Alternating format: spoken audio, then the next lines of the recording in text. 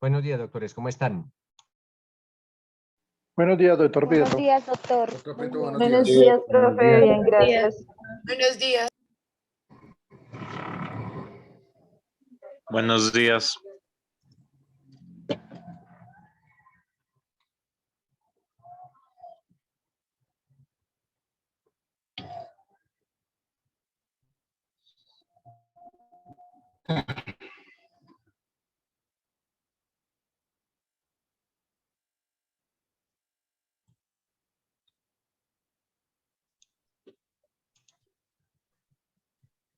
Estamos todavía en lo relacionado con el artículo 31, ¿cierto, doctores? Sí, señor. Sí, señor. Estamos en el concurso de conductas punibles, perfecto. A ver, doctores, ¿para qué es importante este artículo 31 de nuestro Código Penal? Básicamente, doctores, inicialmente, pues, para entender el léxico en el que se escriben las sentencias. Les decía que en cada una de las sentencias en materia penal se habla o se tiene en cuenta los concursos homogéneos, los concursos heterogéneos, los concursos sucesivos y los concursos simultáneos. Entonces, de una lectura de la sentencia ya podemos colegir qué fue lo que pasó básicamente y qué delitos se están cometiendo. Adicional a eso, doctor, este artículo 31 nos indica cuál es la forma, ojo, cuál es la forma en que se impone una pena. ¿Cuál es la metodología que debe seguir el juez o cuáles son las directrices que debe seguir el juez? ¿Para qué? Para imponer una pena cuando existen varios delitos, ya sean homogéneos o varios delitos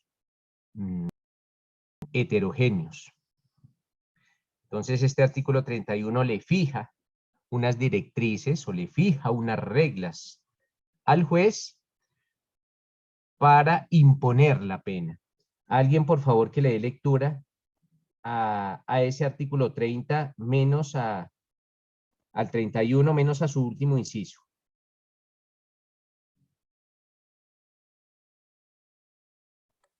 Yo, profesor. Bueno, Miguel, lo escuchamos. artículo 30, partícipes. 31, 31. 31. Sí, señor. Concurso de conductas punibles. El que con una sola acción u omisión o con varias acciones u omisiones infrinjan varias disposiciones de la ley penal o varias veces la misma disposición, quedará sometido a la que establezca la pena grave según su naturaleza, aumentada hasta en otro tanto, sin que fuere superior a la suma aritmética de las que correspondan a las respectivas conductas punibles debidamente dosificadas, cada una de ellas. Listo, hasta ahí, Miguel. Entonces, noten lo siguiente, mis doctores. Este artículo 31 le está indicando al juez lo siguiente. Cuando existan concursos, señor juez, coloque una pena por cada uno de los delitos que está cometiendo.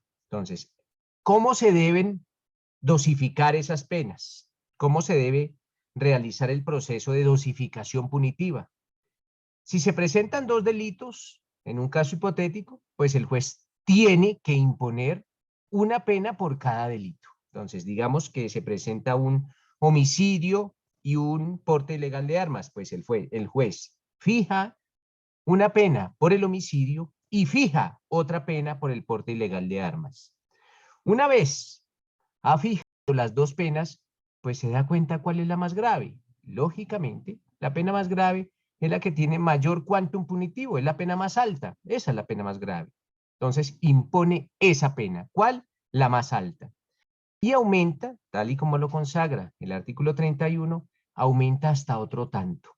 Eso es potestativo del juez. Ahí es donde el juez tiene un campo de maniobra o un margen de maniobra.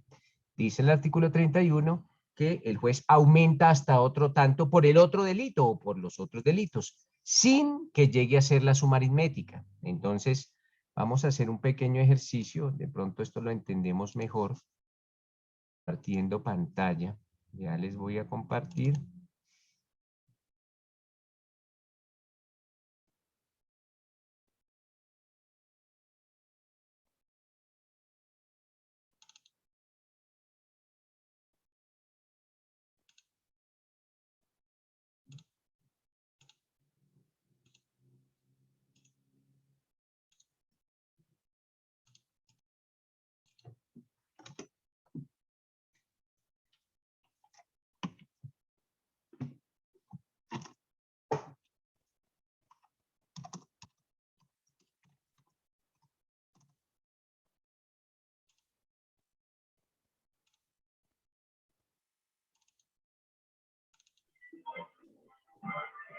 Apáguenme los micrófonos, por favor. Entonces aquí tenemos el concurso de delitos. Ya ustedes saben que ese concurso puede ser homogéneo, heterogéneo, sucesivo o simultáneo.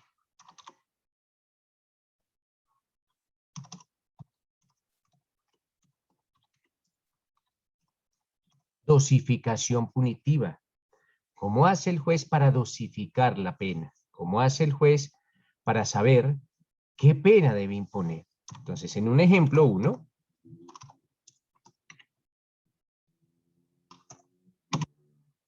se presenta un caso de homicidio.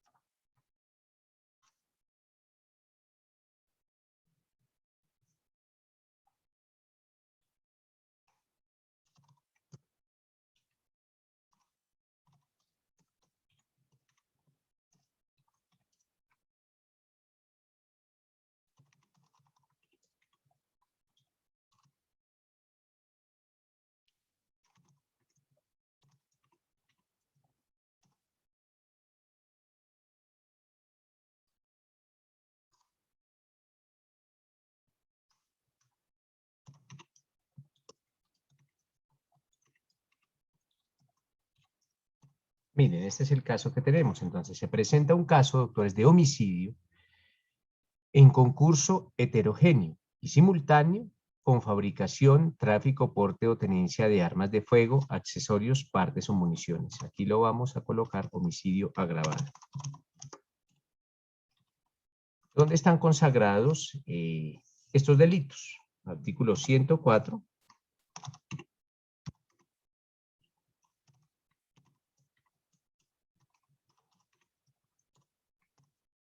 Entonces, imaginémonos, doctores, el típico caso del sicario. Un homicidio producido bajo la modalidad de sicariato. Ese homicidio es un homicidio agravado, acorde con las voces del artículo 104, más específicamente, para que de una vez vayamos entrando o vamos dando puntadas para estos módulos de derecho penal que ustedes van a ver más adelante. Alguien, por favor, que lea el artículo 104. Si me permite, profesor. Claro que sí. Léalo, por favor. Artículo 104. Circunstancias de agravación punitiva del feminicidio. No me está leyendo el 104, me está Ah, leyendo no. el No, no, no. 104B. Circunstancias de agravación. Sí. La pena será de 25 a 40 años de prisión si la conducta descrita en el artículo anterior se cometiere. ¿Leo el numeral? Cuarto.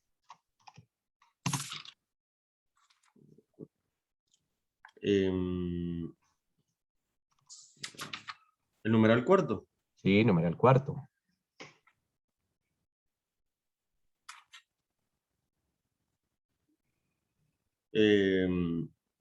Circunstancias de agravación punitiva del feminicidio. No. Entonces, Es que el 104 tiene numeral 1, numeral 2, numeral 3, numeral 4. Tiene Le bastantes colaboro, numerales. doctor. Por precio, promesa remuneratoria, Sí, ánimo pero de lucro. ¿quién estaba leyendo? Estaba leyendo Miguel Ángel. Entonces, yo Sí. quiero que Miguel Ángel aprenda a manejar el código y por favor ustedes no me lo interrumpan. Entonces, ¿quién estaba leyendo el código? Yo, profesor. Entonces, Miguel Ángel, el 104 trae numerales. Leamos, por Sí. favor, el numeral cuarto. O sea, dice por precio, promesa remuneratoria, ánimo de lucro o por otro motivo abyecto o fútil. Entonces, Miguel Ángel, y para todos, la pregunta es, ¿el sicario por qué mata? ¿Por qué mata el sicario? Por plata. Remuneración. Estoy hablando con Miguel Ángel, por favor no interrumpan, o sea, no seamos desordenados, estoy hablando con Miguel Ángel. Miguel Ángel fue la persona que nos está colaborando, entonces le pregunta a Miguel Ángel, ¿por qué mata el sicario? Porque quiere matar. Porque quiere matar, ese no es el trabajo del sicario, Miguel Ángel, el Ah, sicario sicario. vive de eso, Miguel Ángel. Sí. ¿O usted ha visto un sicario que no cobre? Entonces, leamos nuevamente ese numeral cuarto, Miguel Ángel, por favor. Por precio, promesa remuneratoria, ánimo de lucro o por otro motivo abyecto o fútil. Entonces, básicamente, el sicario mata por un precio o por una promesa remuneratoria. Por eso mata el sicario. Por eso tiene la labor de sicario. Entonces, lógicamente, por eso les digo que, aunque vemos que el código que tiene Miguel Ángel está desactualizado, porque las penas que consagra o que nos leía Miguel Ángel no son las actuales. De hecho, también el artículo 31 del código ha sido modificado y fue modificado hace 15 días con la ley que reglamentó la cadena perpetua revisable. Sin embargo, es importante que sepamos que cuando se presenta un caso de sicariato, pues estamos ante el típico caso de un homicidio agravado. Y aquí les coloco, no es su obligación saberlo, pero en el próximo módulo sí, que se trata de un homicidio agravado. ¿Agravado por qué? Por ese precio o esa promesa remuneratoria. Tiene una pena de 400 meses como mínimo y de 600 meses como máximo. Adicional a ello, este sicario portaba un arma de fuego sin el permiso legal correspondiente. Cuando una persona porta un arma de fuego o municiones o porta accesorios esenciales de esas armas de fuego sin los respectivos permisos legales, comete un delito consagrado en el artículo 365 del Código Penal, que se denomina fabricación, tráfico, porte o tenencia de armas de fuego, accesorios, partes o municiones. Así se llama el delito. Entonces, doctores, aquí estamos o aquí se presenta el típico ejemplo de un concurso de delitos, concurso heterogéneo. ¿Por qué heterogéneo? Porque se presentan dos delitos distintos. Una cosa es el homicidio y otra cosa es el tráfico, fabricación, porte o tenencia de armas de fuego, accesorios, partes o municiones. Y porque esos dos delitos se cometieron en una misma unidad de tiempo, en un mismo espacio temporal. Por eso hablamos de un concurso heterogéneo y simultáneo. Entonces, ahora, en lo que atiende a la dosificación punitiva, básicamente, la labor que debe realizar el juez que va a imponer una pena es imponer una pena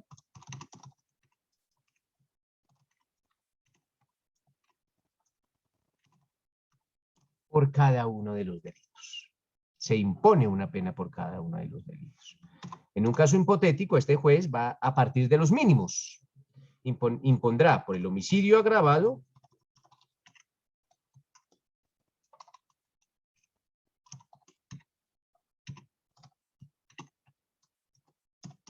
400 meses de prisión.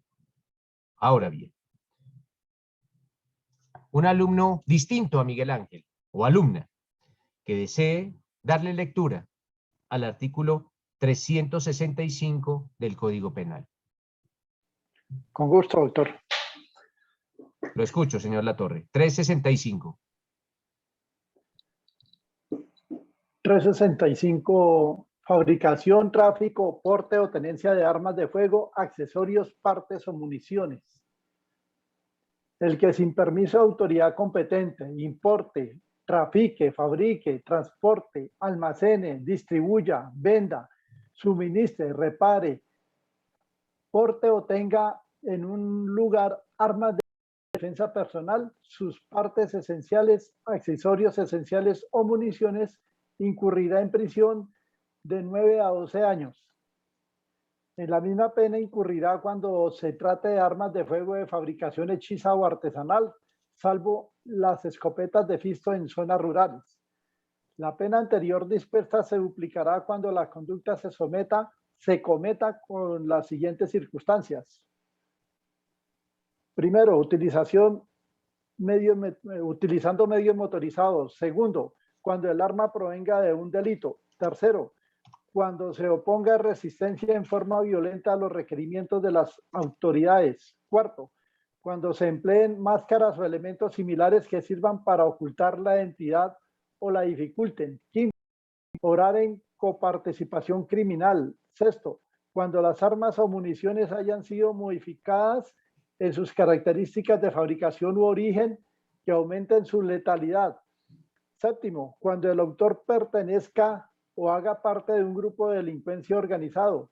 Octavo, cuando la conducta sea desarrollada dentro de los territorios que conforman la cobertura geográfica de los programas de desarrollo de enfoque territorial, entre paréntesis PDET. Gracias, señora Torre.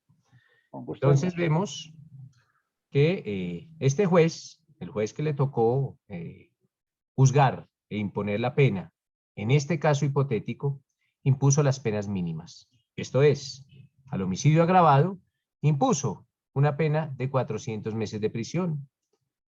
Y para el artículo 365, lo que se conoce comúnmente como porte ilegal de armas, impuso una pena de 108 meses de prisión. Ahora bien, una vez que el juez ha impuesto una pena por cada uno de los delitos, ahora el juez determina cuál es la pena más grave. Lógicamente, será más grave la pena del homicidio agravado. ¿Por qué? Porque es más alta. Entonces, impondrá la pena del homicidio más otro tanto. Más otro tanto, ¿por qué? Por el otro delito. Ese otro tanto, doctores, es potestativo del juez penal. Por eso es juez penal, esa es una de sus labores. Es potestativo del juez. La única barrera, la única limitante o la única talanquera que tiene ese juez es que no puede ser mayor de la suma aritmética.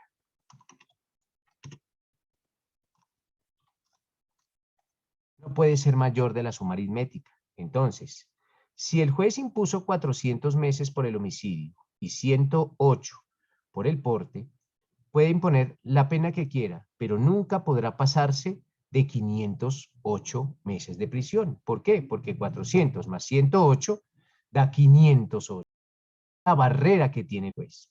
Entonces, el juez se puede mover en ese espacio que existe entre 400 y 508. Y sobre ese ámbito, moverse, eso se denomina el ámbito de movilidad. Sobre ese espacio se puede mover el juez. Esa es la forma, doctores, de dosificar los concursos de delitos. Elber, lo escucho. Doctor, buenos días. Doctor, mi pregunta es, en el juez cuando da la sentencia, ¿va a especificar por este delito tanto, por este, o es un solo global? No, el juez tiene que indicar qué pena va a imponer por cada delito. Por cada delito. Gracias. Sí, claro que sí. ¿Y por qué? Porque así se sabe, hombre Elber, cuál es el delito más grave, o así lo supo el juez. Tiene que imponer una pena por cada delito. Algunos jueces no lo hacen. No estoy diciendo que todos los jueces lo hagan. Algunos jueces no lo hacen, pero son jueces que desconocen la técnica de dosificación punitiva. Pero la mayoría lo hacen así. La mayoría de los jueces conocen la técnica de dosificación punitiva porque hemos recibido bastante capacitación. De pronto la persona que más sabe dosificación punitiva en Colombia es un magistrado de la Sala Penal de Medellín, se llama Nelson Saray Botero. La mayoría de jueces hemos recibido capacitación del doctor Nelson Saray, pero algunos no, algunos han llegado de pronto por alguna cuestión burocrática y no, nunca estudiaron dosificación punitiva y desconocen esa técnica de dosificación que está consagrada en el artículo 31. La mayoría, Elber, y para toda la mayoría de los jueces de la República lo hace de esa forma. Si no, pues se podría atacar mediante el uso de los recursos por una sentencia que ha sido argumentada deficientemente. ¿Qué nos dice José?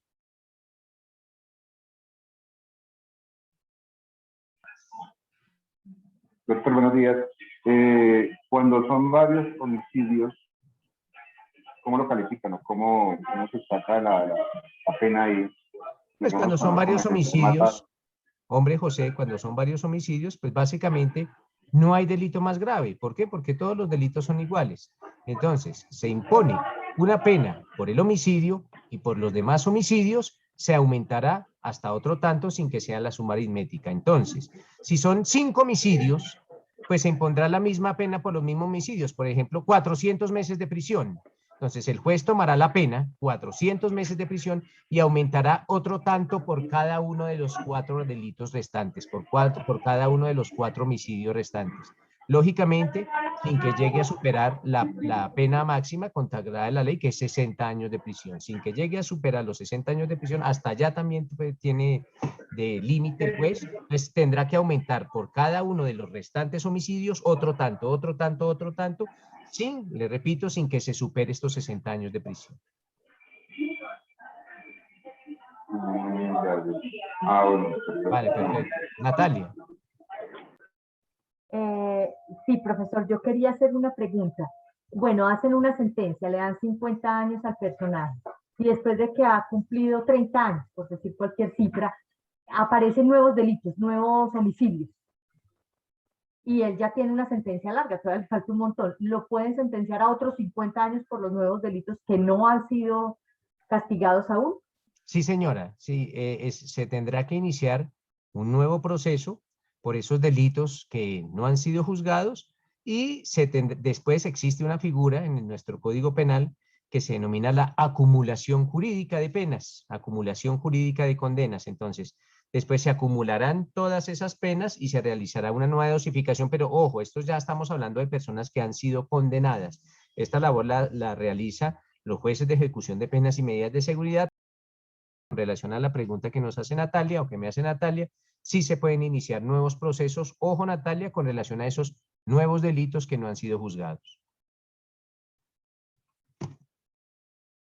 Bueno, doctores, entonces esta es la forma, básicamente, de dosificar concursos acorde, ojo, acorde con esa primera parte del artículo 31. Sin embargo, nótese que este artículo 31 nos habla de otras, de otra forma de concurso, otra forma de concurso. Y esa forma de concurso se denomina el delito continuado y el delito masa. Entonces, por favor, alguien que le dé lectura a este artículo 31 en sus dos últimos incisos. Artículo 31, dos últimos incisos. Básicamente, sí, los dos últimos incisos. Y su parágrafo. ¿Quién le da lectura? Disculpe, doctor, pues tenía la mano levantada, pero no me dio la palabra. Cuénteme. Una pequeña consulta, qué pena, doctor. Cuénteme. Es que no comprendí bien.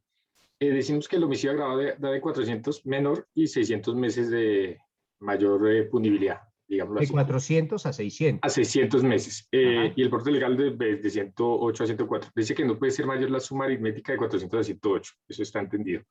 Pero si uno como juez dice, no, el homicidio agravado yo quiero mandarle, imponerle la pena de 600 meses, pues no podría porque dice que máximo serían 508.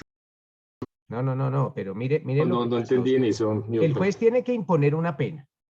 Digamos que usted es el juez. Entonces, en este caso, Óscar es el juez.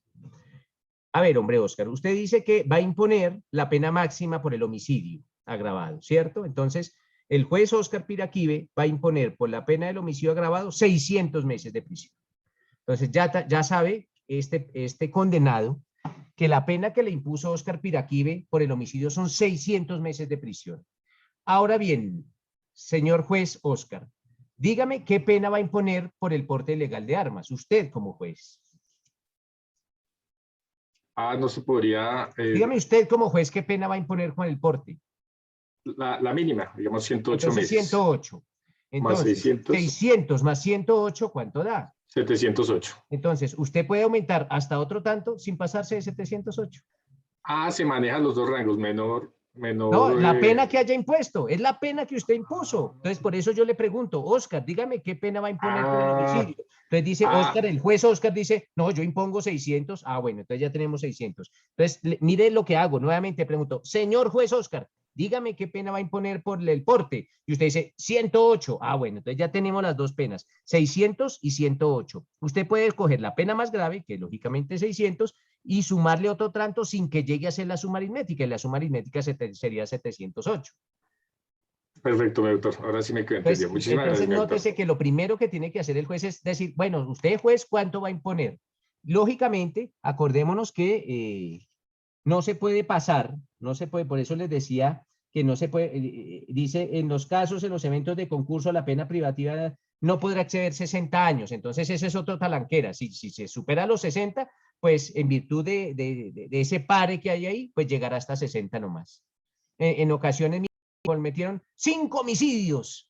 Entonces, 5 homicidios, pues ya sabemos que 5 homicidios agravados muy posiblemente va a superar los 60 años de prisión. Pues entonces imponemos la máxima, 60 años de prisión, que esa es nuestra frontera. O ya con base en la ley esta 2098, tenemos que tener en cuenta en unos meses, de pronto en unos días, unos 15, 20 días, les recomiendo que compren un nuevo código penal, porque la ley 1098, y de hecho ayer salió otra ley que modificó todo lo relacionado con los delitos ambientales, se modificó bastante el Código Penal. Este artículo ha sido modificado, pero para los delitos sexuales, básicamente de homicidio contra menores de edad en donde se establece la cadena perpetua revisable. Pero pues eso no ha sido, lo que estamos hablando ahorita no fue modificado. Esto no ha sido modificado, lo que estamos hablando ahora. ¿Vale, Oscar? Pero ya lo entendió, ¿sí, Oscar? Sí, mi doctor, ya ahora sí lo comprendí. Gracias, mi doctor, muy amable. Vale, perfecto. María Camila. Pero pues yo iba a preguntar, digamos, poner la cadena perpetua, ¿ya no se le sumaría nada? No, si es cadena perpetua ya no se le suma nada. Eso lo dice precisamente la legislación que se le introdujo, que introdujo el artículo 31. Si ya la cadena perpetua no hay necesidad de realizar aumentos. Ok, perfecto. Vale, perfecto. Entonces, alguien que por favor lea el parágrafo de ese artículo 31. ¿Qué nos dice ese parágrafo? Buenos días, profe. Yo lo leo si su merced me deja. Dime, En los Nicole. eventos de los delitos continuados y masa se impondrá la pena correspondiente al tipo respectivo, aumentada en una tercera parte. Gracias. Entonces, nótese, doctores, que aquí se habla de dos nuevas figuras.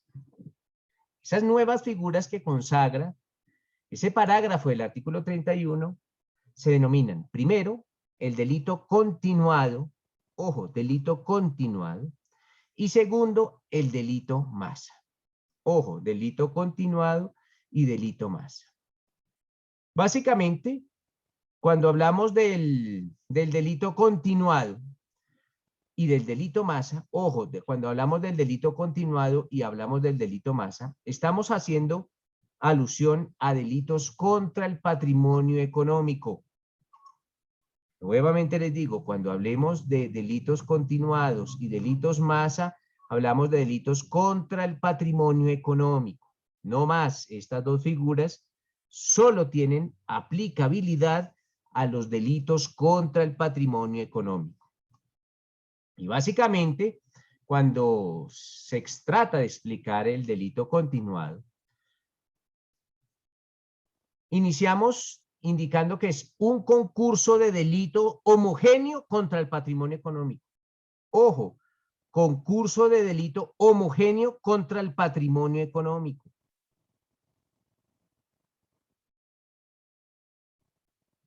Segundo, ese concurso homogéneo de delitos contra el patrimonio económico debe obedecer a un plan preconcebido.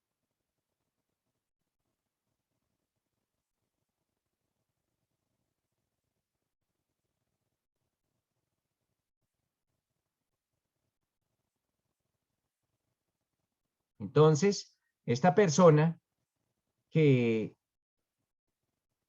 tuvo un plan preconcebido de empezar a hurtar pequeñas cantidades de dinero. Entonces, el caso que mediante un plan empieza todos los días a sacar de a 50.000 o de a 100.000 o de a 200.000 pesos de la caja. Y por eso es un concurso homogéneo. ¿Por qué es un concurso homogéneo? Porque siempre va a cometer el mismo delito con el transcurrir del tiempo, pero es un delito contra el patrimonio económico. Es lo que se denominaba el hurto continuado. Entonces la persona empieza, con ese plan, empieza a sacar pequeñas cantidades, a robar pequeñas cantidades. Entonces sería una falta de técnica, o sería más engorroso para el Estado iniciar un proceso por cada uno de los delitos que cometió. Entonces, por lo que inició, cometió 50.000 pesos, hurtó 50.000 pesos el día lunes, un proceso. Y si realizó 200 hurtos, 200 días seguidos, pues tendríamos que iniciar 200 procesos, y no. Yo soy de los que indica, doctores, que tanto el delito continuado como el delito masa son especies de impunidad elevadas a la categoría de normas legales. Para que entendamos mejor mi apreciación. En especialización se indica que, o en estos casos, para ustedes también, el delito continuado y el delito masa es la impunidad hecha ley. Eso es el delito continuado y el delito masa. Hay otra figura que es la impunidad hecha ley. Bueno, eso es, pero ya cuando estén por allá en lesiones personales, que se llama la unidad punitiva. Pero por ahora, el delito continuado y el delito masa es impunidad hecha ley. Y vamos a ver por qué es impunidad hecha ley las figuras del delito continuado y del delito masa. Delito continuado. Ya sabemos que el delito continuado, cuando hablemos de delito continuado, estamos haciendo alusión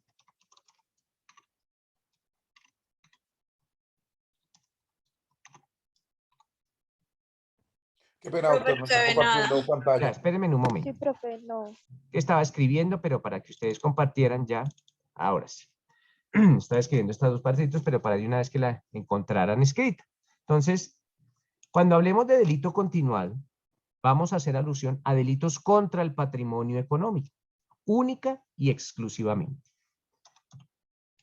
Uno de ellos, uno de los delitos contra el patrimonio económico, es el hurto. Ese artículo, ese delito está consagrado allá, artículo 239.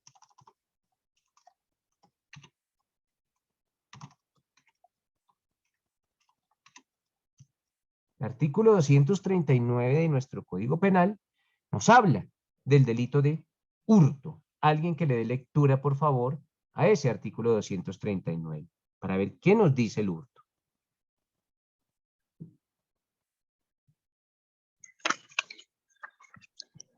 Hurto. El que se apodere de un mueble ajena con el propósito de obtener provecho para sí o para otro, incurrirá en prisión de 32 meses a 108 meses. Gracias, Patricia. Entonces, tenemos un delito de hurto. Resulta que en este caso, en un caso hipotético, en un caso que ustedes van a manejar, algún día lo van a manejar ya en su ejercicio profesional. Tenemos que el procesado hurtó durante un año pequeñas cantidades de dinero que suman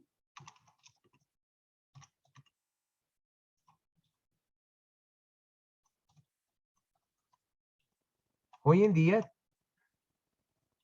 suman 100 millones de pesos. Pero ¿qué pasó? Este procesado diseñó un plan para hurtar durante un año pequeñas cantidades de dinero que al final ascendieron a la suma de 100 millones de pesos.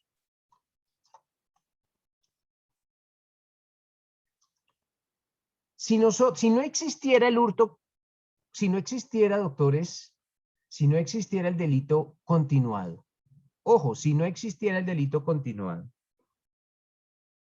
apartemos o quitemos de nuestra cabeza el delito continuado. Si no existiera este hurto continuado, ¿de qué hablaríamos? De un concurso de delitos, ¿qué? ¿Homogéneo o heterogéneo?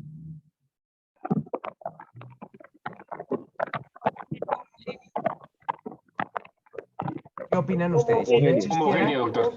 claro que sí, Homogéneo. un delito. Y homogéneo, ¿por qué? Porque fueron varias veces el mismo delito. ¿Cuál delito? El de hurto. Si no existiera, ¿sería simultáneo o sucesivo? Sucesivo. Sucesivo, profe. Entonces, miren lo que pasa y por qué vamos a determinar que esta es la impunidad hecha ley. Si no existiera el hurto continuado, ustedes tienen toda la razón. Estaríamos hablando de un concurso de delitos homogéneo y sucesivo. Digamos que aquí hablamos de, miren, aquí en este ejemplo hablamos de 50 eventos.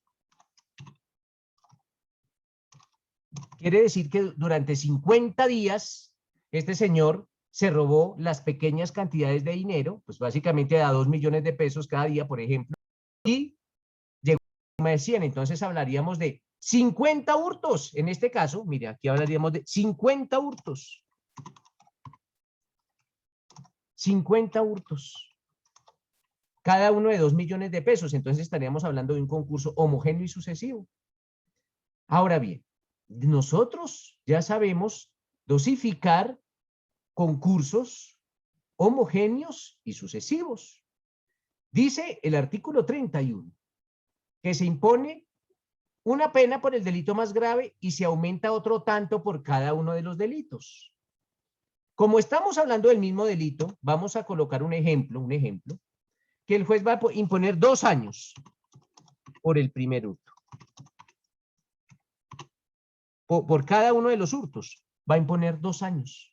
Entonces, él toma una pena, ¿cuál es? 2 años, y va a aumentar por cada uno de los años otro tanto sin que llegue a ser la suma aritmética.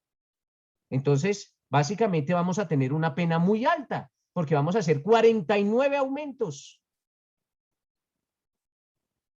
49 aumentos. Básicamente tendríamos una pena bien alta. Claro que la conducta es grave. Pero miren lo que dice el delito continuado. Ese parágrafo dice, en los eventos de los delitos continuados y masa, pues ya vamos a ver qué es la masa, se impondrá la pena correspondiente al tipo respectivo aumentada en una tercera parte. Esto quiere decir que el juez tiene que imponer, en este caso, 2 años aumentada en una tercera parte.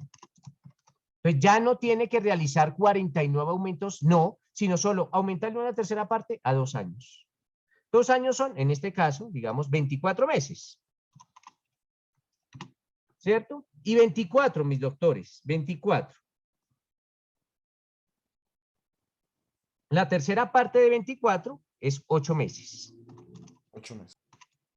Entonces, impondría una pena de 32 meses. El juez no puede imponer más. Y miren que hubo 50 hurtos, pero ante 50 hurtos solo puede aumentar una tercera parte. ¿Por qué? Porque así lo dice la ley. Entonces, nótese que muchos, entonces si ustedes van a, bueno, les voy a dar ejemplos. Si ustedes están cometiendo delitos continuados, doctores, pues da lo mismo cometer 30 hurtos o 40 hurtos o 50 hurtos, porque siempre la pena va a ser aumentada en una tercera parte.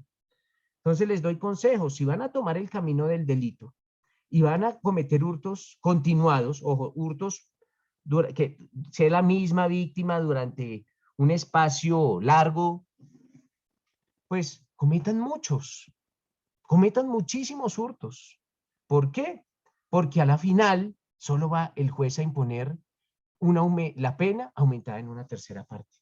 Da lo mismo haber cometido 5 hurtos que yo a mi patrón le robe durante 5 ocasiones, le saque plata de la caja durante 5 ocasiones, da igual a que le saque la plata de la caja durante 10, durante 15, durante 20, durante 50, durante 100, porque el aumento será el mismo. Por eso se indica, doctores, o por esto indico, esto es una posición muy personal, que el delito continuado es la impunidad hecha ley. Porque nótese cómo ante delitos distintos, tratos diferentes, ante situaciones distintas se va a dar trato igual. Preguntas, doctores, sobre este delito continuado. ¿Ninguna? Profe, en caso de que sea un delito continuado, pero distintas víctimas. No, no son delitos continuados.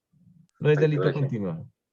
El delito, no, porque entonces les diría, no, vaya roben uno a otro. No, el delito continuado requiere que sean la misma víctima y que sea delito contra el patrimonio económico y que todo haya obedecido a un plan preconcebido. Elber. Doctor, ¿tiene que ver algo que sea patrimonio privado a patrimonio del Estado? Sí, da igual. Son delitos contra el patrimonio económico, básicamente. El patrimonio económico puede ser privado o estatal, pero es contra el patrimonio económico. Ojo, solo contra el patrimonio económico. Sí, es solo plata, digamos. Sí, señor. Solo cuestiones relacionadas con bienes. Con economía, sí. Sí, señor. Luz Adriana. Profe, una pregunta sobre lo que decía mi compañero Elber, patrimonios asumibles, lo que sucede normalmente en una sala de cirugía, que las gasas, los tapabocas, que uno encuentra esos llamados de atención cuando uno maneja ese tipo de personal, que se están perdiendo los elementos como los tapabocas, como las cuchillas, todo eso. A ver, pero Luz Adriana, se están perdiendo. Señor. Tú me dices que se están perdiendo o alguien se los está hurtando. Lo que teníamos en ese momento era que se estaban perdiendo y al parecer, esa era la palabra que colocaban en el informe, los del turno se lo estaban llevando. Se los estaban Pero robando, nosotros, se los estaban robando, no se los sí, estaban llevando, se los pues estaban robando. ahí no colocaron robando, sino que se los estaban llevando. Entonces, Eso se comenzamos denomina, a... Luz Adriana, eso se denomina un eufemismo. Darle, como adornar las cosas. No, pero básicamente se lo estaban robando porque se lo estaban llevando para su casa para...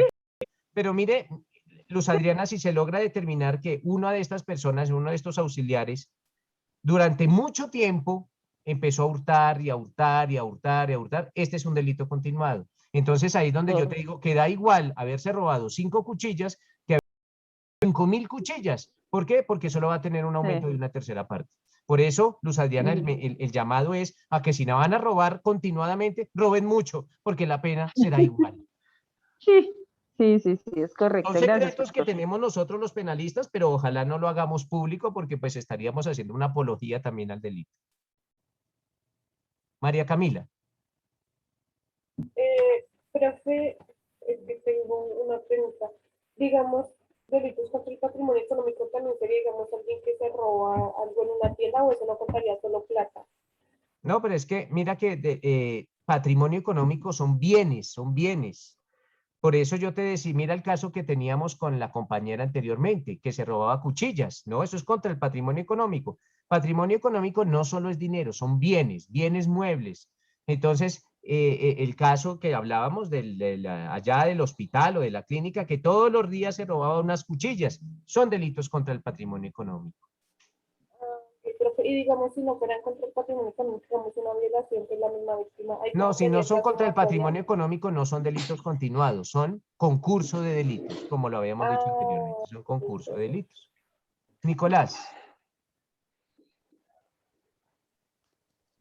Profe, buenos días. El compañero ahorita hizo una pregunta que, digamos, si hay más personas, no sería un delito continuado, pero digamos un ejemplo de un contador que maneje 3 empresas, que diariamente se esté robando 200.000 pesos de cada empresa.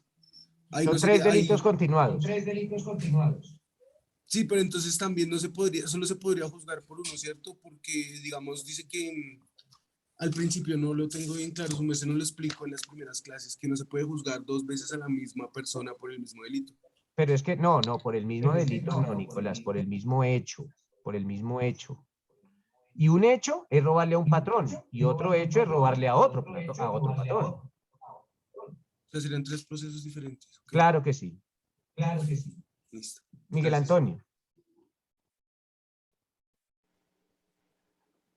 Gracias, doctor. Esto es un caso que de la vida real, como dicen, sucedió hace muchos años. En un banco, a ver, las personas que manejaban sus tarjetas de crédito y débito encontraban que les 5.000 pesos, 10.000 pesos, que no sabían gastos de tal cosa, 10.000, 5.000, 3.000 pesos. Y la gente pues no reclamaba porque decía, esto vale más mi tiempo que ir allá a reclamar por 2.000, por 5.000 pesos. Pero el banco se dio cuenta que era constantemente y que eran personas del banco, funcionarios del banco que estaban haciendo estos supuestos descuentos y se estaban embolsillando este dinero. Las víctimas, es decir, el usuario del banco como tal, pues nunca reclamó. El banco podía iniciar acciones legales teniendo en cuenta pues que el patrimonio económico del banco pues no se estaba afectando, sino era el de los usuarios.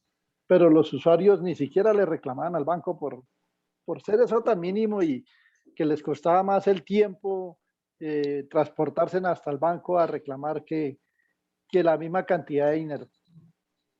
¿Cuál es la pregunta, señor Latorre? Por eso, el banco puede iniciar, a él no se le está afectando su patrimonio económico, al banco como tal no, sino a un tercero que es el usuario del banco. Entonces ahí el banco como tal puede iniciar la acción legal teniendo en cuenta que es un tercero. Es cierto No. que es la imagen del banco, pero su patrimonio económico no se está viendo afectado. Pero inicialmente, Miguel, los bancos no inician acciones legales porque los bancos no son ley. Aquí es la fiscalía la que debe iniciar la acción legal. La pregunta es, ¿cuánto dinero se hurtó este empleado? Ah, qué pena. Eran varios empleados y en total eso sumaba, para principios de siglo que fue eso sumaba más de 50 millones de pesos. Lo debieron haber hecho de oficio. La Fiscalía General de la Nación iniciar el proceso de oficio. ¿Por qué? Por el monto del delito. No algunos hurtos requerirán querella, otros hurtos no. ¿Depende de qué? Básicamente depende del monto.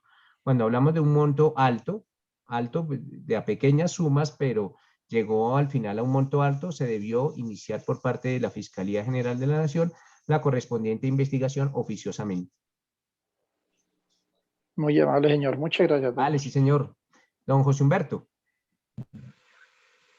Profe, le pregunta, tomando el ejemplo del banco, ellos no podrían iniciar una acción penal porque esos funcionarios están afectando la confianza que el banco tiene ante sus clientes.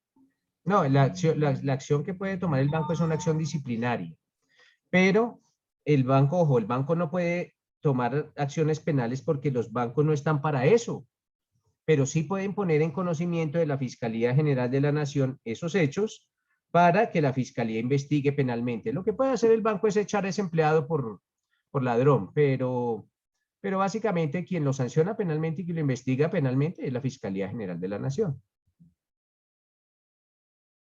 Nicolás. Listo, por muchas gracias.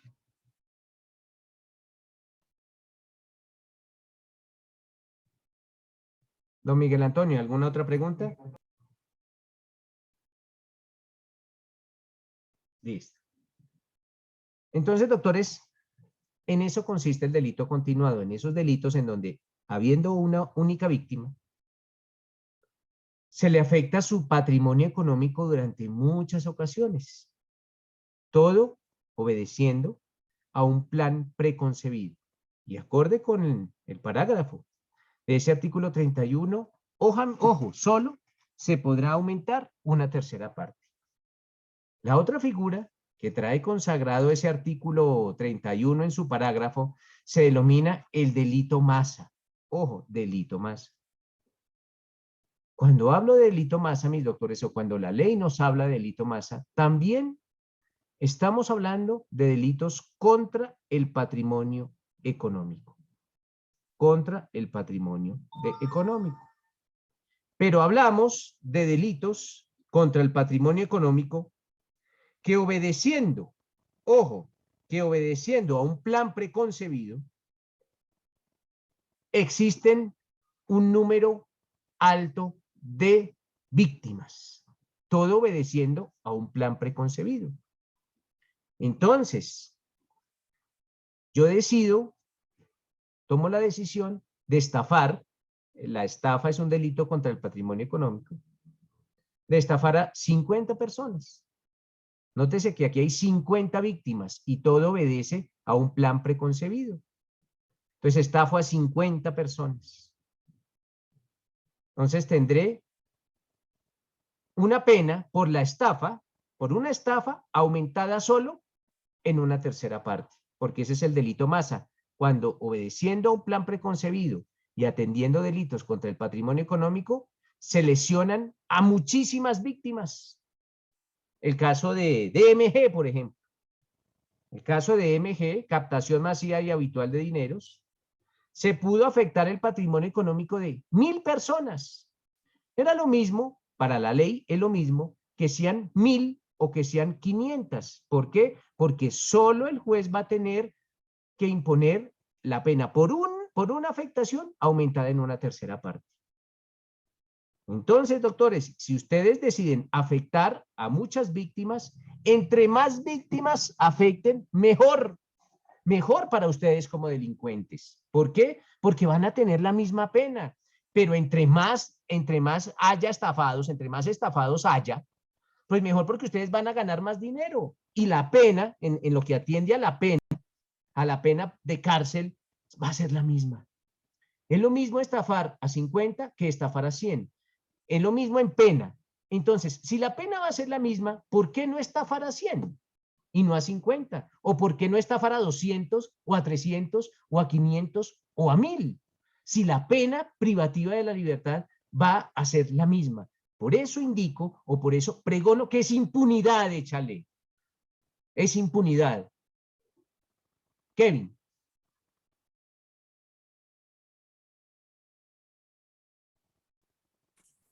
Doctor, una pregunta. En el caso de DMG, lo que hablábamos en las primeras clases, a la gente no le importa que él se vaya preso, no, le importa es su plata, le importa es la resarción de lo que se captó. Hay esas personas que, porque a la mayoría no les devolvieron nada. Bueno, pero ¿cuál es la pregunta? Eso, a la gente lo que le interesa es que le devuelvan la plata, pero no se les devuelve la plata. Ahí, ¿qué se debería hacer o cuál es el Nada, proceso? no se Porque puede él hacer está nada. pagando cárcel. Si usted no tiene el dinero para devolver, si usted estafa, mire, si usted estafa 50 y lo meten a la cárcel y usted no tiene plata para devolver o la tienen otros testaferros o qué sé yo, ¿qué pueden hacer las víctimas? Llorar, Kevin, llorar, llorar, no pueden hacer nada, llorar. Pero está en el trabajo de los investigadores de la Fiscalía mirar si existen algunos testaferros o qué sé yo. Pero no, sí, pues la gente quiere su plata, pero si este señor dice, vuelve a Colombia, ya volvió, dice, no tengo plata para devolver a las víctimas, investíguenme, no tengo nada, ¿qué pueden hacer las víctimas? Llorar, Kevin, llorar, no pueden hacer absolutamente nada más, porque lo que usted dice es muy cierto, pues ¿qué saco yo con ese señor en la cárcel? Pues si me estafó mis 1.000 millones de pesos. Ahora, lo de DMG, tiene uno que analizarlo con lupa, porque ahí también aplica de pronto una culpa exclusiva de esas víctimas. Miren, tiene que ser uno muy ingenuo en la vida, muy ingenuo, para que le digan, que yo le diga, Kevin, deme 1 millón de pesos y en un mes le doy 5. Hombre, tiene que ser uno muy ingenuo, y eso es precisamente, aquí se castiga el ansia del dinero fácil. Eso es dinero fácil.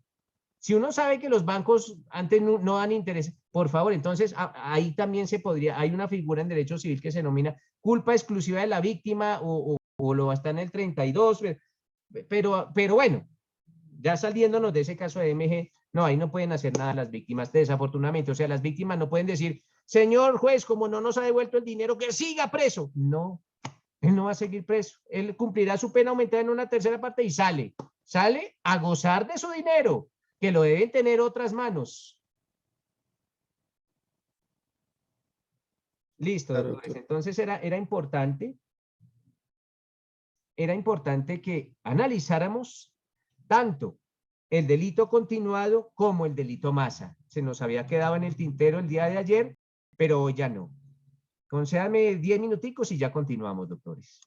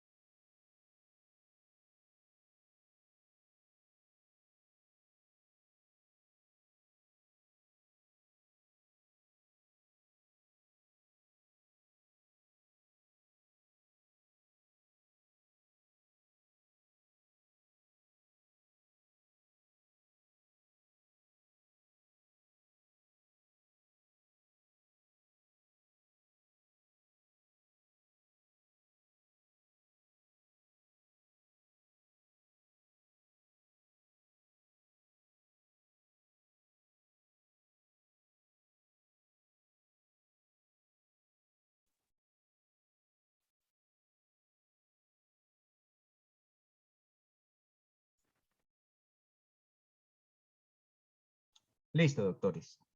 Entonces ya sabemos la forma en que un juez de la República debe imponer una pena, ya sea que se trate de un concurso de delitos o que se trate de un delito continuado o eventualmente del delito masa. Y miren el trato tan benigno, tan benévolo que da el legislador o que consagra el legislador, que consagraron los señores que escribieron este código para los delitos masa y para los delitos continuados. Ahora sí, ese tema era importante verlo y era importante tenerlo en cuenta. Ahora, doctores, nos vamos a remitir a nuestro artículo 32 del Código Penal. Y cuando entramos a estudiar este artículo 32 del Código Penal, pues básicamente lo que vamos a estudiar son estas causales de ausencia de responsabilidad penal. Como en algunos eventos, ante conductas que parecen delito, no va a existir ninguna pena. ¿Por qué? Porque se presenta alguna de esas causales de ese artículo 32 del Código Penal. Alguien, por favor, que le dé inicio al artículo 32 y solo nos lea el numeral primero de ese 32.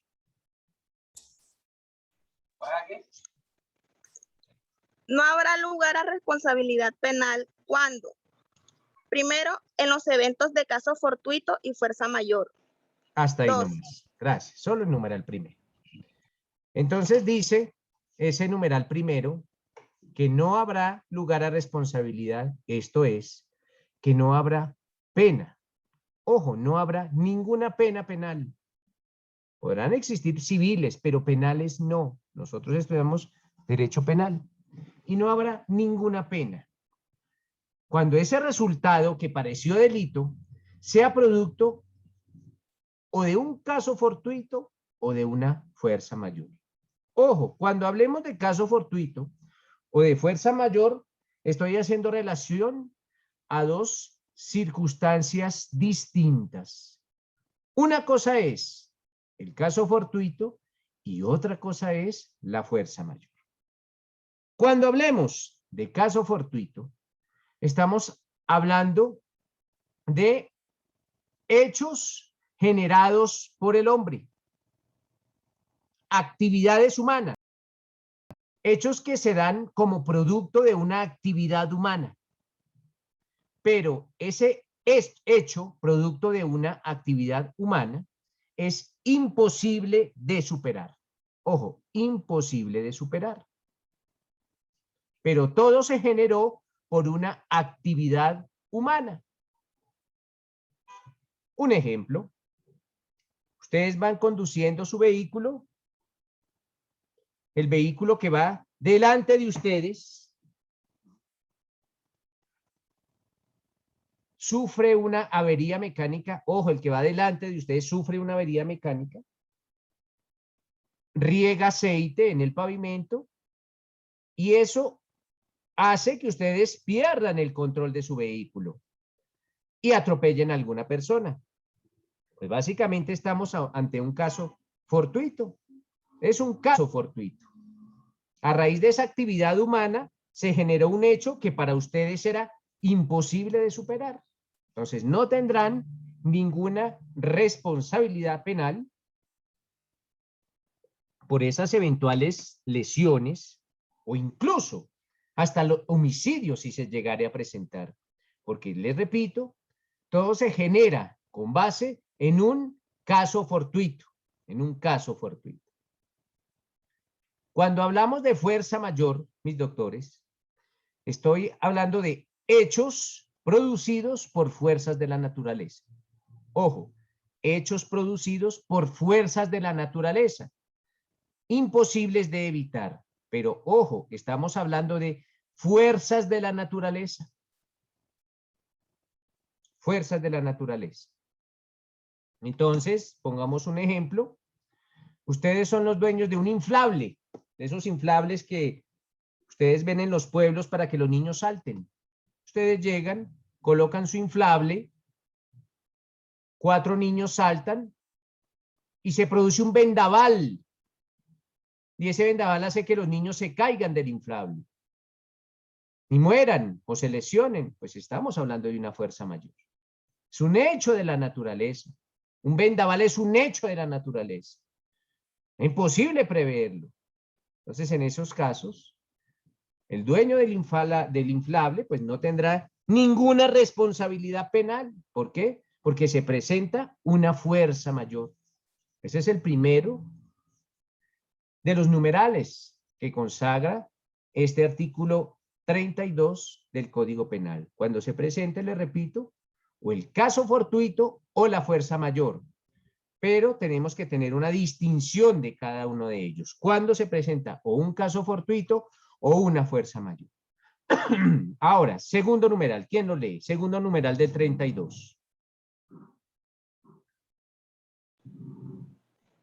Se actúe con el consentimiento válidamente emitido por parte del titular del bien jurídico en los casos en que se puede disponer del mismo. Perfecto. Entonces dice, se actúe con el consentimiento válidamente emitido del titular del bien jurídico en los casos en que se pueda disponer del mismo. Bueno. Nuestro Código Penal, doctores, protege bienes jurídicos.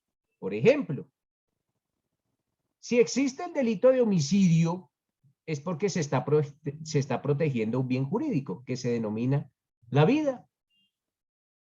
Si existe el delito de lesiones personales, es porque se está protegiendo el bien jurídico de la integridad personal. Si existe el delito de violación, se está protegiendo el bien jurídico de la libertad, formación e integridad sexual. Si existe el delito de hurto, se está protegiendo el bien jurídico del patrimonio económico. Noten, doctores, que cada delito protege un bien jurídico. Haciendo un estudio de los bienes jurídicos, existen bienes jurídicos de los que uno como titular del bien jurídico puede disponer o no puede disponer. María Camila, ¿alguna pregunta?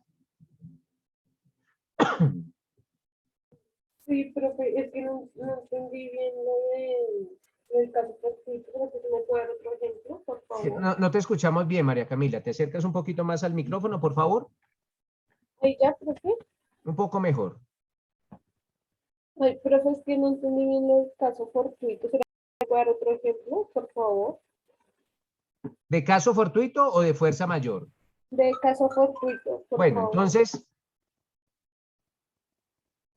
de caso fortuito podríamos hablar de el típico, bueno, ojo porque cuando hablamos de caso fortuito estamos hablando de hechos humanos. Existen hechos humanos, les puse el de aceite. La persona, yo voy conduciendo mi vehículo, el otro va al frente, riega aceite, pierdo el control de mi vehículo y atropella a alguien como causa de esa persona que regó el aceite. Hay una fuerza humana, se presentó algo humano. Otro ejemplo de caso fortuito. Pues básicamente, a ver, venga que me puedo así rápido otro caso, otro ejemplo de caso fortuito. Alguien que me colabore, alguien que piense más rápido, más ágil que el profesor, un evento en los que pueda llegar a presentarse un caso fortuito por una acción humana. A ver, lo escucho, Helber. Digamos, usted me dice, Elber, hágame un favor, vaya, consigne estos 100 millones de pesos. Yo me voy hacia el banco y me roban en el camino. Bueno, no, pero es que, claro, es que, bueno, en ese caso usted no cometería ningún delito, pero el que robó sí. Por eso, pero digamos, usted contra mí no me podría... Ah, no, pero es que usted no tenía ni siquiera, ahí es falta de dolo, ahí es falta de dolo, falta de dolo. Ya. Ahí es falta, Perdón. mire, hombre, Elber, que ahí no hay dolo, porque usted nunca quería robar, pero lo robó fue otro. Sí, señor. Sí, pero no, ese no podría, ese no aplicaría. ¿Qué Ah, nos dice bueno, Nicolás? vale. Más que todo eso es para los delitos culposos. ¿Qué nos dice Nicolás? un caso sería, no sé, que en estén en una construcción trabajando y pase un niño jugando y se cayó algún material y accidental. Es un caso fortuito, ¿no? Podría ser siempre y cuando la constructora demostrara que siguió Que todas tenía las las señalizaciones y todo. recomendaciones con relación al almacenaje de estos elementos de construcción. Podría pasar, claro que sí.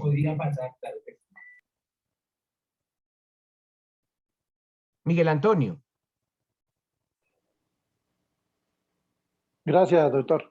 Estoy a la orilla de una vía y carros para allá y para acá. Hay un accidente de tránsito y en ese accidente de tránsito se desprende una rueda de uno de los vehículos accidentados y esa rueda pues me atropella y me mata. Puede ser, claro que sí, este es otro caso ese es otro típico caso fortuito. Ahora sí, María Camila, de pronto con esos ejemplos quedó un poco mejor comprendido. Sí, profe, digamos, de fuerza mayor, que es el otro, podría ser que un árbol le caiga encima a un carro y se muera alguien. Claro, ¿Sería pero ¿qué fuerza pasa? mayor? Si el árbol cae, ¿por qué cayó el árbol? De pronto porque ya estaba muy viejo, puede Entonces, ser. esos son fuerzas de la naturaleza, esos son hechos de la naturaleza. Entonces, eso es una fuerza mayor porque hay hechos de la naturaleza. Ah, ok, profe, gracias. Vale, perfecto. Elizabeth, ¿alguna pregunta? Buenos días, doctor. Entonces, para tener claridad, el de fuerza mayor puede ser, digamos, un terremoto o algo así. Sí, una Y fuerza de la digamos, naturaleza. Y cuando exacto, y el fortito, digamos, un ejemplo, esas niñeras que cargan varios carros y se llegan a soltar y hacen un accidente, eso es algo. Sí, pero ¿Puede ser, siempre profe? y cuando, porque ¿qué pasaría si el que debió amarrar los carros no los amarró bien? Entonces aquí no hablaríamos de un caso fortuito. ¿Por qué? Porque los carros salieron fue porque los amarraron mal, pero si se demuestra que fue por otro evento, pero que siguieron todos los reglamentos y que estaban bien amarrados, sí podríamos hablar de un caso fortuito. Listo. Vale, profe, muchas gracias. Vale. Entonces, doctores, Nicolás, ¿alguna pregunta? Profe, ¿se puede dar ese caso, por ejemplo, cuando un carro pierde sus frenos? Pero si usted pierde los frenos de su carro, Nicolás, es que mire, Nicolás, la pregunta tan vaga. ¿Y por qué perdió los frenos? Porque es que usted no puede juzgar todas las pérdidas de frenos igual. Si usted tiene su carro, Nicolás, y nunca lo ha llevado a un mantenimiento y perdió los frenos por su culpa, porque usted nunca llevó el carro a un mantenimiento, pues básicamente hablamos de un delito culposo porque usted fue negligente. ¿Negligente en qué sentido? Que no llevaba su carro a la revisión tecnomecánica o qué sé yo. ¿Sí ve? Pero ¿qué pasa si usted va conduciendo y pisa algo filoso y eso filoso salta y rompe el conducto de los frenos? Ah, es cosa distinta, pero mire siempre por qué fue que se perdieron los carros, porque no siempre, o sea, no todas las pérdidas de frenos se dan por el mismo hecho. Entonces, en un caso, diremos sí, Nicolás cometió el delito culposo porque, mire, nunca llevó su vehículo a un mantenimiento y por eso fue que perdió los frenos. En el otro caso, no, mire, él sí fue cuidadoso, él tenía su carro, pero por un caso fortuito perdió los frenos y ahí sí. Entonces, sí ve que son las respuestas para el mismo evento de pérdida de frenos. Muchas gracias. Vale. Entonces, doctores, básicamente, ese es el caso fortuito, la fuerza mayor. Ahora hablamos, estábamos en ese segundo numeral que nos habla de, y les decía que cada delito protege un bien jurídico tutelado. ¿Y quiénes son los titulares de los bienes jurídicos tutelados? Pues somos nosotros. Nosotros somos los titulares de ese bien jurídico tutelado. Pregunto, ustedes son la vida. Existe el homicidio. El homicidio protege ese bien jurídicamente tutelado de la vida, salvo, ojo, la pregunta es la siguiente, salvo los casos de eutanasia, ojo, salvo esos casos, sacando la eutanasia, ¿ustedes pueden disponer de su vida? ¿Qué me responden? Salvo los casos de eutanasia. Sí, no, profe. Dime, María Camila. Yo diría que sí.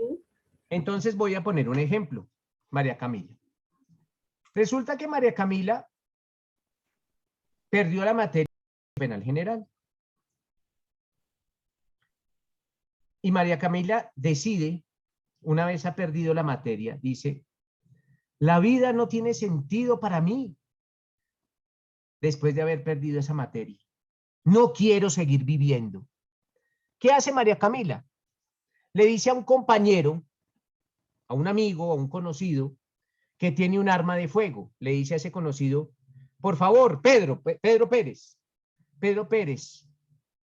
quíteme la vida, quítemela, dispáreme en la cabeza y yo le voy a firmar acá un documento en lo cual usted no tiene ninguna culpa porque yo fui la que decidí quitarme la vida, pero no soy capaz de hacerlo sola, entonces por favor, usted dispáreme en la cabeza y aquí vamos a una notaría y hacemos un documento y lo autenticamos en el cual yo a usted lo autorizo a quitarme la vida y usted no tiene ninguna pena. ¿Usted puede decidir eso, María Camila? Ah, no, creo que no. Nótese lo siguiente, entonces el señor le pega el tiro en la cabeza y dice, mire, María Camila lo decidió, ella dispuso de su vida y aquí dice, me está autorizando para que yo le quite la vida y yo no tengo ninguna responsabilidad y está notariado y autenticado por 5 notarios.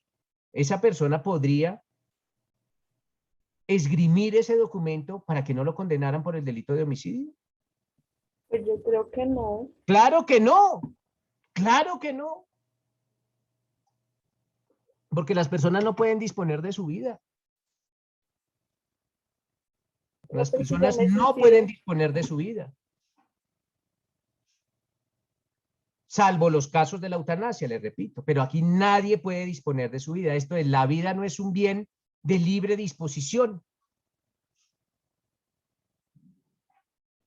Pues en el suicidio, pues ¿qué puedo hacer si en el suicidio el que dispuso de su vida ya se murió? Entonces ¿a quién condeno? A nadie. Ya está muerto. Y en esos casos de suicidio, digamos, no sé. Pues ¿a quién condeno? ¿Al muerto? El muerto ya no importa, pero esa conducta sería prohibida, es prohibida, pero ¿a quién condeno? Sí, ¿Al muerto? Me refiero, digamos, si en la investigación se ve que alguien lo indujo. Eso es un delito, eso es un delito, María Camila, eso lo va a ver después, se llama inducción o ayuda al suicidio. Si alguien ayuda a otro a suicidarse es un delito.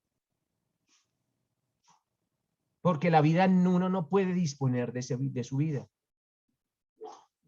La vida no es un bien de libre disposición. Pregunto. Ya sabemos que la vida no es un bien de libre disposición. El patrimonio económico. Ese es otro bien jurídicamente tutelado. Ese bien es de libre disposición. ¿Qué opinan ustedes? Sí, señor.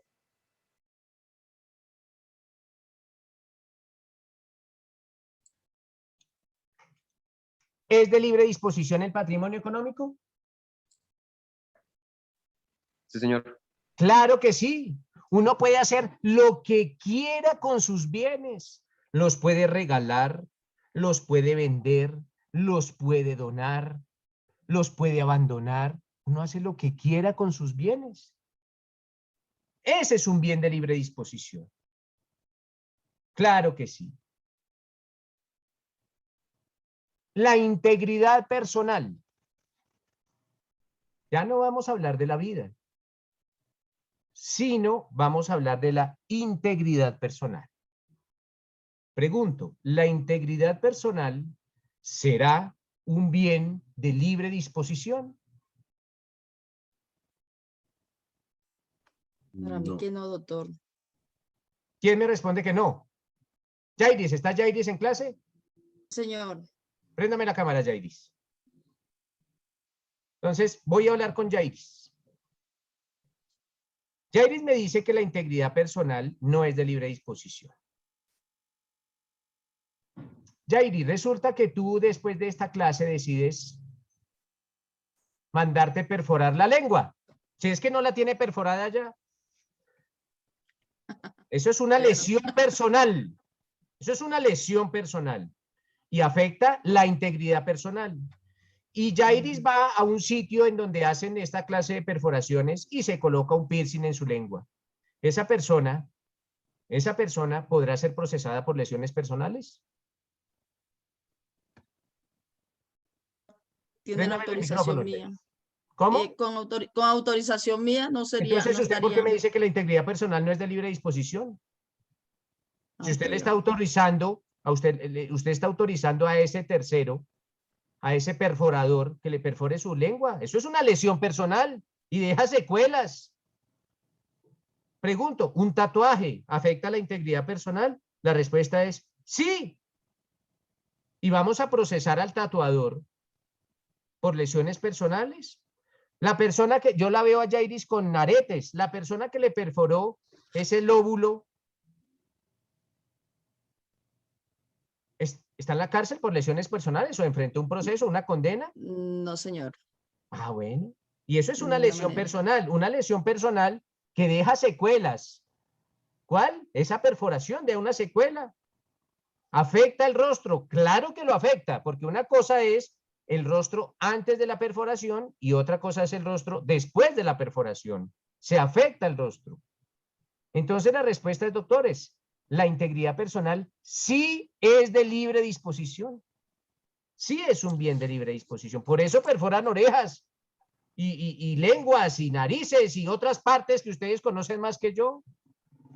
Por eso es que existen esas perforaciones, o si no, imagínense, esas personas estarían procesadas. Ocasionan lesiones personales. Pero Pues en sí, este caso sería que uno dé la autorización, pues doc, por porque eso si estoy uno, diciendo libre porque si uno no la da, disposición. Pero ¿qué dice el exacto. numeral segundo, Yairis? ¿Qué dice?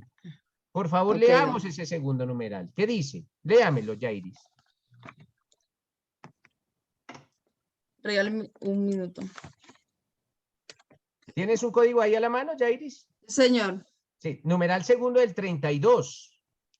se actúe con el consentimiento válidamente emitido Listo, ya por eso es lo parte que usted está del diciendo. titular. Pues claro que tiene que ser con el consentimiento, pero no es que estoy hablando de eso. Allá, por eso cuando Señor, yo hable, siempre tenemos que estar allá en ese artículo del que yo hable. Aquí, claro que se actúe con ese consentimiento. Si no se actúa con el consentimiento, pues ¿cómo? ¿Qué tal yo decirle, venga, Yairi, la voy a perforar en los cachetes? Y Yairi, no, yo es que la voy a perforar. No. Claro, nótese que allá se exige el consentimiento. En ese numeral segundo se exige ese consentimiento. ¿Qué nos dice Kevin? Doctor, una pregunta. El caso de Jessica quería ¿Quién es Jessica Cediel, Kevin? No, ¿es una alumna, es una presentadora, compañera de nosotros del curso? una presentadora quería mejorar su aspecto físico, por tal motivo se coloca unos biopolímeros en las nalgas. Resulta que después de la cirugía se complica y ella decide ¿Pero por qué se demandar. complica? Señor, disculpe. ¿Por qué se complicó la señora, esta niña, esta muchacha, o esta dama, o esta vieja? ¿Por qué se complicó? Mire, es que Kevin, mire cada caso. Por eso es que no podemos hacer las preguntas así, mire. La niña esta se le complicó su cirugía. Resulta que se logra determinar que se le complicó porque el médico le dijo, no salga al sol durante un mes. Y ella salió al sol. Salió al sol y por eso fue la complicación. O pudo haber sido que la complicación fue por un error en el procedimiento quirúrgico. Entonces tenemos que saber por qué se complicó. ¿Por qué se complicó? Porque no es lo mismo la complicación. Si yo a usted lo operó del apéndice, yo soy el médico y le digo, Kevin, usted no puede hacer ejercicio durante 6 meses. Y al otro día de la operación sale a hacer ejercicio. Y después dice, me compliqué, voy a demandar al médico. ¿Cuál demandar al médico? Si yo a usted le dije, Kevin, que no saliera. Se complicó por su culpa, por su negligencia. Cosa distinta es que usted sigue todas las recomendaciones médicas y aún así se complica. Entonces de pronto ya dirá, algo pasó, algo hicieron mal en la clínica. Algo hicieron mal en la clínica y lo tiene que demostrar que algo se hizo mal. Pero mire, Kevin, hombre, que aquí no sabemos por qué a esa niña se le complicó. O bueno, yo no lo sé, yo no sé si Kevin lo sepa. ¿Lo sabe o no lo sabe, Kevin? No. Entonces, No, mire no que... lo tengo muy claro. Claro, pero entonces, pero nótese, Kevin, que ahí tendríamos 2 salidas. Depende por cómo se dio la complicación y cuál fue la causa de la complicación. Eso me indicará si eventualmente ¿habrá una responsabilidad del médico de la institución o no? ¿Listo, Kevin? Claro, doctor. Profe, Alejandro, Alejandro Parra. Gracias, buenos días. De igual manera, también quería comentar lo siguiente, para eso está el consentimiento informado, que es donde se le expresa al paciente las posibles complicaciones. Y realmente muchas pacientes se hacen, por ejemplo, biopolímeros, o digamos en el gimnasio, muchos que se aplican Sintol o hormonas, también tienen de por sí el conocimiento de las posibles complicaciones. Hay un tipo de aceite que se aplica en los fisicoculturistas que se llama Sintol, y también muchas mujeres la aplican en el glúteo para que crezca, y las complicaciones es que no todos los cuerpos lo asimilan igual, y eventualmente si no se cuidan, pues puede pasar lo que pasó en el caso de Jessica Sediel. Y así hay muchísimas personas que aún sabiendo los riesgos de los biopolímeros, se los mandan colocar. Igual el cirujano también le comenta lo mismo, le dice lo que se le va a aplicar, o son biopolímeros o es grasa, pero si es grasa, existe el riesgo también de que se le infecte. Todo está en el cuidado también del paciente, doctor. Pero mire, ya saliéndonos de eso que es más que obvio, Alejandro, ¿qué es el consentimiento informado? En derecho eso se denomina preconstituir una prueba. Eso es preconstituir una prueba. La pregunta es, antes de que llegara a existir ese consentimiento informado, hace 10 años eso no existía. La pregunta es, ¿hace 10 años no existía el consentimiento informado? ¡Claro que sí! Lo que pasa, el consentimiento era verbal. Ya no existía ese formato, pero usted lo sabía, el médico le decía antes de la apendicitis, ahora se inventaron ese papel. Ese papel siempre ha existido. Lo que pasa es que antes, o sea, ese consentimiento informado siempre ha existido. Lo que pasa es que ahora lo elevaron a un papel. ¿Y por qué a un papel? Porque es más fácil probar con el documento. Eso es en materia probatoria. Eso están confeccionando una prueba antes de. Es más fácil para usted como médico decirle, mire, aquí tengo el documento en el que yo le informé todo al paciente y él firmó. Es más fácil probar así que con su testimonio, porque de pronto la víctima dijo, no, el médico nunca me dijo nada. Entonces es el dicho del uno contra el dicho del otro. Es más difícil probar de esa forma. Como con el consentimiento, con el papel, es mucho más fácil probar. Ese papel nació para mejor probar, para probar de una manera más fácil en caso tal de que el médico quiera decir, mire, ahora bien, Alejandro, consentimiento informado indica los posibles riesgos o las posibles eventualidades que puede llegar a ocurrir. Lo que no abarca el consentimiento informado es que yo deje las tijeras metidas en su cuerpo y lo cierre. Eso sí no lo abarca el consentimiento informado, porque el consentimiento informado no puede decir, puede pasar que el médico se le olvide y deje la gasa metida en su cuerpo. Eso ha pasado. O el consentimiento informado no incluye que si usted va a que le operen de la pierna izquierda, le terminen operando la pierna derecha. Hasta allá no llega. El consentimiento informado llega hasta cierto punto, pero cuando ya se demuestra que el médico falló, que debió haber hecho de alguna forma la cirugía, pero él falla, que el médico falló, hasta allá sí no llega el consentimiento informado. El consentimiento informado llega porque, lógicamente, toda intervención tiene unos riesgos, claro que sí, pero si yo a usted le digo, opéreme el ojo izquierdo y termino operando el ojo derecho, hasta allá no llega el consentimiento informado. Profe, igual es que desafortunadamente, digamos, de esos eventos, o sea, es por el mismo cansancio, la misma fatiga del clínico. Por eso hay muchísimos protocolos. Antes de entrar a cirugía, digamos, la instrumentadora quirúrgica, según donde ubique la mesa de instrumentación, ese es el área donde se va a operar. Entonces, esa es la primera forma que tiene el médico de saber cuál es el área a operar. Entonces, sí, Alejandro, pero hasta allá, pero la respuesta es que hasta allá no llega el consentimiento informado, hasta allá no. O sea, mírese que un consentimiento informado no puede decir, ojo, es que en el consentimiento informado de pronto el médico puede llegar muy cansado y lo opera mal. ¿Usted autoriza eso? Ya sería absurdo o ilógico que yo autorizara eso. Pero pues, entonces ya mirará el médico, aunque el médico no es excusa el cansancio, no es excusa el cansancio, excusa penal, ¿no? Excusa penal. Si estaba cansado no debió haber operado, o decir, mire, es que yo estaba tan cansado, me quedé dormido, no. Eso ya sería, ya entraríamos en los campos de que hablamos anteriormente, de la negligencia, impericia o imprudencia. ¿Vale, Alejo? Gracias, doctor. Pero es hasta allá, y el consentimiento existe, tal como nos lo indica el señor Parra, pero llega hasta cierto punto. Vale, doctores.